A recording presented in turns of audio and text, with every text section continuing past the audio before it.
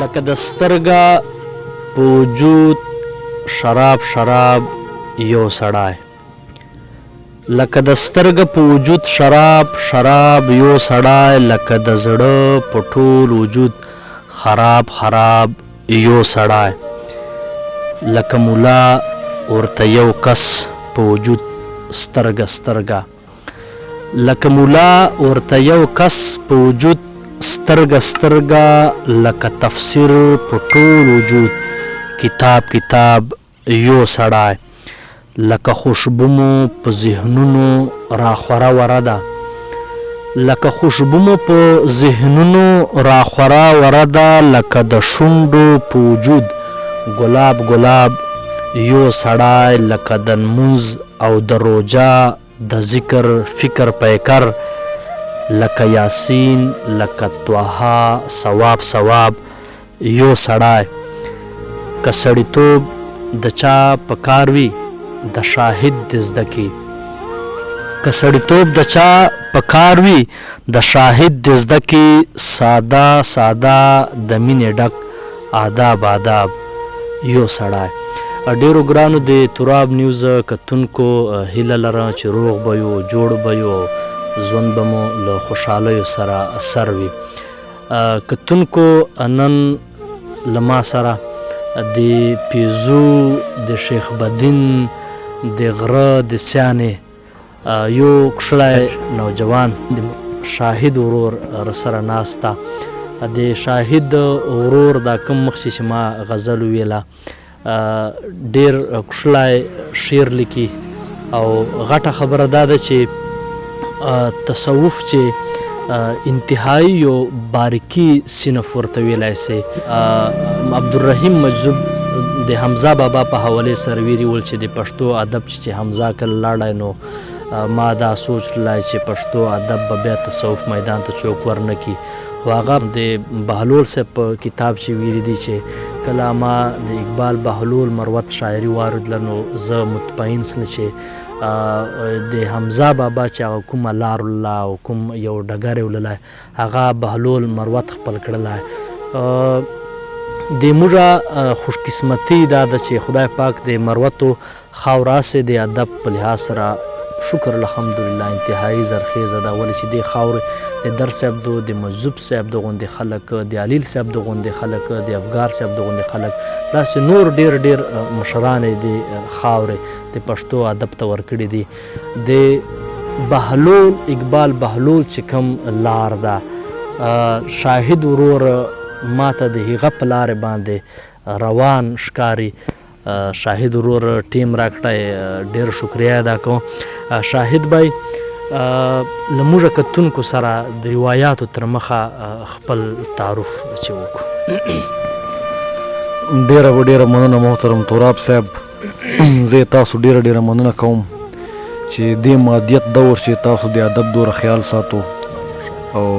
ادب پسې دوره هلې ځلو کې تاسو لګیا یو. الله پاک ته تاسو ته په دې چې مخ ته توفیق درکړي چې دا کارونه تاسو ترسره کو. او زه ما نام چې دا معاذ رضا زکوړي مې نام ده او شاهد تخلص استعمالوم. پیزو سره ما تعلق ته او دلته لکه چې د رڼا ادبي جرګه چې د علیل صاحب والا کومه ده هغه سره موږ تړون ده. تعلیمي زده کړې مو چوره دی؟ تعلیمي خو چې کوم هغه ته انګریزي تعلیم دا غزه ام فیل اوس کوم او درس نظامی دینی علم جاری ده ماشاءالله. ډیر ښه خدای په فضل سره. شکر. تاسو خبره وکړه د دیني علومو د چې کوم نظامی علوم دي د معاشرې چې د تاسو چې کوم مطلب نظامی علومو خلک دي د معاشرې چې یو دا نظر کې داسې چې خدای مکه دا داسې چېرته تنګ نظري خلک به چې هغه د شعر او ادب نه به لرې خلک وي. چونکې تاسو خبره وکړه د خپل نظامی د علومو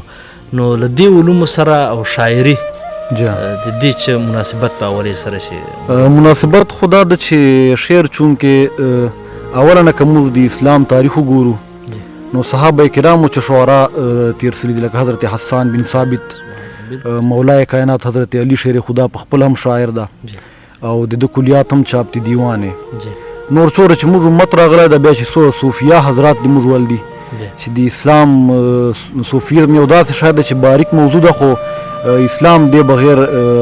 نیمګور ټکی خون د کار خو بیا لکه یو غټه کمی ده دا نو صوفیه چې اکثر چور راغلي دي هغه شاعران دي فارسی ژبې چې که وګورې مولانا روم صاحب ده شیخ سعدي صاحب ده حافظ شیرازي ده بیا نور موږ هغه چې علامه اقبال ته وګوره نو دا خو اول راسي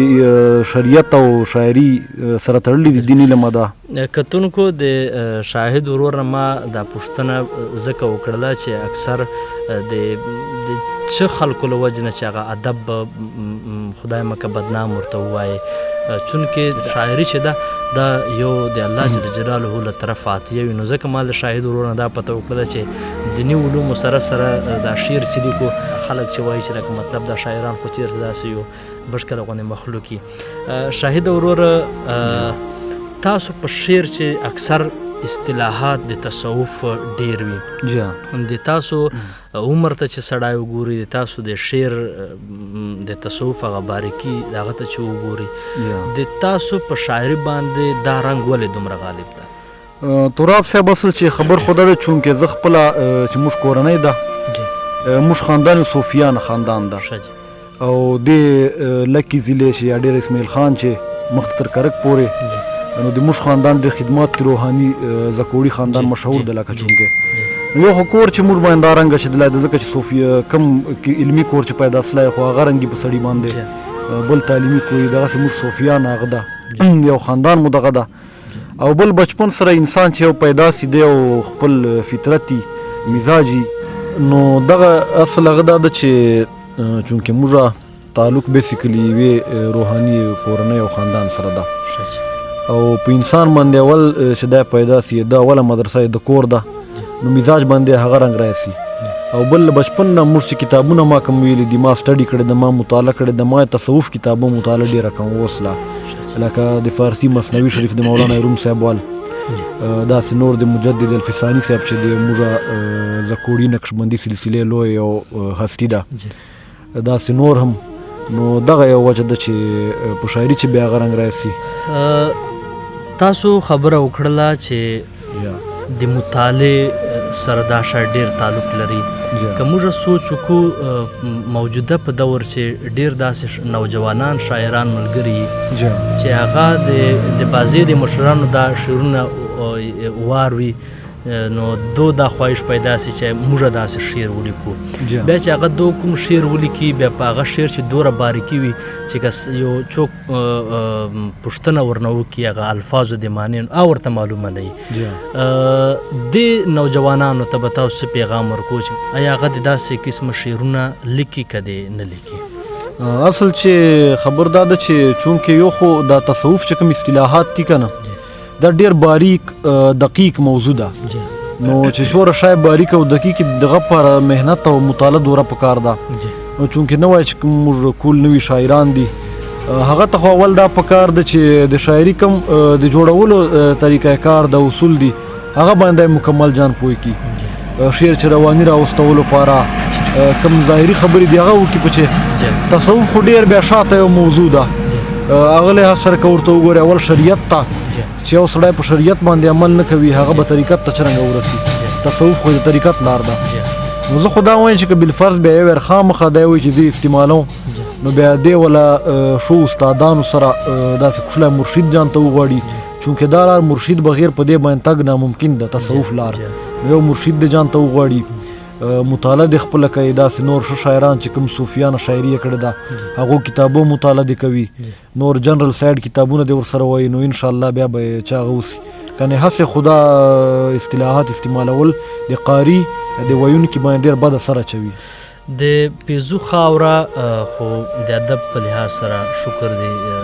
زرخیزه ده ولې چې د شهابالدین طوفان صاحب دغونې مشران سته دي تاسو په کلي چې د تا په شاعري باندې اثر په د موږ مروتو شاعرانو چې د چا دا څوک هغه سړی دی چې تا ته د هغه شاعري خوند راکوي او ته ورنه متاثره تراب صاحب اول نمبر چې خدا ده چې ما ډېر چې کوم زیات خپل عقیدت ته او خو ما علامه اقبال سره ده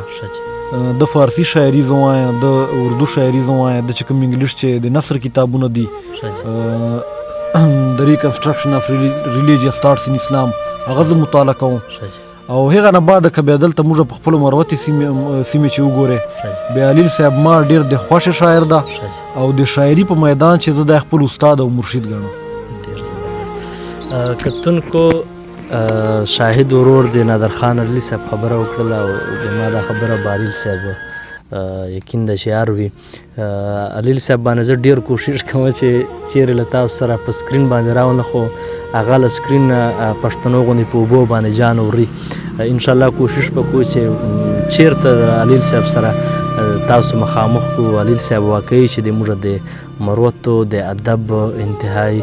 محسن ده او د موږ ته د درد صاحب یوه نقشه پاته ده. نو انشاءالله کوشش به کوو چې علي صاحب وخت په وخت چیرې تاسو سره مخامخ کو. محمود یار صاحب خو ورته ویلي ول چې له سکرین نه ډېر مه سیټ ته کېږه او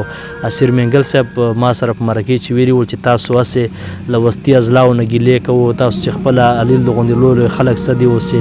میډیا ته تاسو نرمخته کوو نو دا خو د موږ کمزوري نسي کېدلی. بلکې انشاءالله د شاهد ورور چې کومه خبره وکړه علي صاحب ضرور تاسو سره چېرته مخامخ کوو. موږ کتونکو سره چې خپل کلام شریک کو. تراب صاحب د غزل مطلع ده ارشاد چې کرشمې زما د فکر لازواله نشوې، چې کرشمې زما د فکر لازواله نشوې، زما جذبې زما الهام سره هم خیاله نشوې. ډېر ډېر شعر ده چې ای رنګ برنګ دنیا زه د پرنګو خوړم، ای رنګ برنګ دنیا زه د پرنګو ای رنګ برنګ دنیا زه د پرنګو خوړم، ای مجازي معشوقې ته رانه خوشحاله نشوې. واه واه واه دا بیا ووایه ډېر ای رنګ برنګ دنیا زه د پرنګو خوړم، ای مجازي معشوقې ته رانه خوشحاله نشوې. واه واه چې پاکیزه مې کړې له تکو تکو سرو داغونو، چې پاکیزه مې کړې له تکو تکو سرو داغونو، چې پاکیزه مې کړې له تکو تکو سرو داغونو، ای د شرابو پیالې ته راته حلاله نشوې. واه واه دا بیا ووایه ډېر چې پاکیزه مې کړې له تکو تکو سرو داغونو، ای د شرابو پیالې ته راته حلاله نشوې. واه واه او شعر د تراب صاحب ارشاد څه به خبر شي له طرب د جمالي کیفیت، څه به خبر شي څه به خبر شي له طرب د جمالي کیفیت، چې بې جلاله شولې ځکه با کماله نشوې. سبحان الله. واه واه ډېر منم چې زه حسن پرست یم خو د سوچ د حسن، منم چې زه حسن پرست یم خو د سوچ د حسن، منم چې زه حسن پرست یم خو د سوچ د حسن، او ته آزاد د معشوقې له خدو خاله نشوې. ای هی ډېر ښه دا بیا ووایه ډېر منم چې زه حسن پرست یم خو د سوچ د حسن، او ته آزاد د معشوقې له خدو خاله نشوې. ډېر ښه مقطع ده چې لکه کابل دی کله یو او کله بل سوځوي،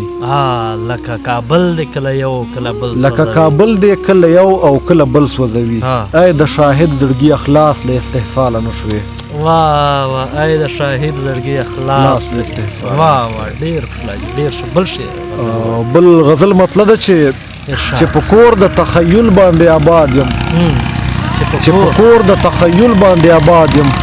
زه مرید یم په خپله زه مراد یم. ډېر چې په کور د تخیل باندې آباد یم، زه مرید یم په خپله زه مراد یم. او چې وحدت مې د ښکلا ذرې ذرې کړو، چې وحدت مې د ښکلا ذرې ذرې کړو، فلسفو وهلی ذهن یم برباد یم. ته خو سترګه یې ته ډکه پیمانه یې، ته خو سترګه یې ته ډکه پیمانه یې، ته خو سترګه یې ته ډکه پیمانه یې، زه خو زړه یم او بیا هم آدمزاد یم. ته خو سترګه یې واه واه دا بیا وایه، ته خو سترګه یې ته ډکه پیمانه یې، او زه خو زړه یم او بیا هم آدمزاد یم. او شعر د تراب صاحب چې شمله د نیابت زما په سر ده، چې شمله د نیابت زما په سر ده، زه باغي د دې جمهور له استبداد یم. چې شمله د نیابت زما په سر ده، زه باغي د دې جمهور له استبداد یم. د ناموس خبرې دلته نه چلیږي، د ناموس خبرې دلته نه چلیږي آزاد خیاله یم زه اسلام آباد یم آزاد خیاله یم زه اسلام آباد او شعر ده چې چراغون شومه د ذات په دایره کې چراغون شومه د ذات په دایره چراغون شومه د ذات په دایره کې شرمنده په دا بې رنګه اتحاد یم او ته د حسن د سپرلی تازه غوټۍ یې ته د حسن د سپرلی تازه غوټۍ یې او زه د مینې د سپېڅلي سحر باد یم او مقطع یې ده چې زه شاهد یم زما کار مشاهده ده زه شاهد یم زما کار مشاهده ده زه د ښکلو په مسلک او اعتقاد یم شاهد بھائی خبرې مو وکړې خو یو غزل به بل کتونکو سره شریک ډېره مننه دا یو نوي چې شعرونه دی شو مطلب یې ده چې د لاشعور امانتونه منتظر ولاړ دي د لاشعور امانتونه منتظر ولاړ دي ښکلي تعبیر ته مې خوبونه منتظر ولاړ دي نو دلته مونږ یو چې میون یو په دې خړې ځمکې مین یو په دې خړې ځمکې او هلته موږ ته اسمانونه منتظر ولاړ دي بس خو زما د لمر نظر ته ضرورت لري نو بس خو زما د لمر نظر ته ضرورت لري نو په اننګو کې د ګلونه منتظر ولاړ دي او شعر ده چې د ستا د مستو مستو سترګو د مستۍ په تمه د ستا د مستو مستو سترګو د مستۍ په تمه زمونږ د زړونو کشکولونه منتظر ولاړ دي د ستا د مستو مستو سترګو د مستۍ په تمه زمونږ د زړونو کشکولونه منتظر ولاړ دي اخیر شعر ده چې موږ یو په هیله د کعبې د بزرګۍ شاهده موږ یو په هیله د کعبې د بزرګۍ شاهده او په سینو کې مو کورونه منتظر ولاړ دي ډېر شنده کتونکو فیصله په تاسو پرېږدوم په دې وخت باندې د موږ د مرکې ټیم سر ته رسي تاسو کوربه نصیر تراب له تاسو غواړي اجازه